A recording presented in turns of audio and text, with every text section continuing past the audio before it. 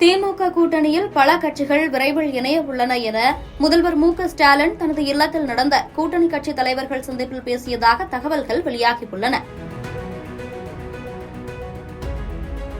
முதல்வரின் 50வது திருமண நாளை ஒட்டி கூட்டணி கட்சித் தலைவர்களுக்கு மு.க.ஸ்டாலின் தனது இல்லத்தில் விருந்து வைத்துள்ளார்.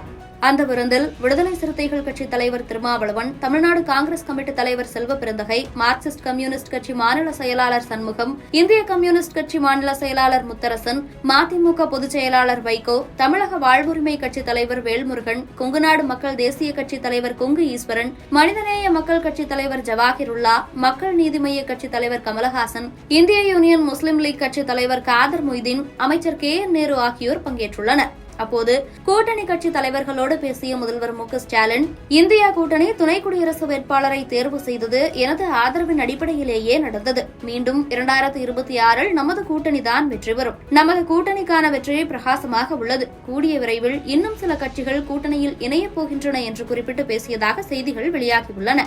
அத்தோடு வாழ்த்து தெரிவிக்க வந்திருந்த கூட்டணி கட்சி தலைவர்களுக்கு முதல்வரே விருந்தை தனது கையால் பரிமாறியுள்ளார். இதுகுறித்து தனது எக்ஸ் வலைதள பக்கத்தில் புகைப்படத்தை பதிவிட்டு, உயிரென உறவென திருமுக துர்கா அவர்கள் என்னில் பாதியாய் இணைந்து 50 ஆண்டுகள் ஆகின்றன.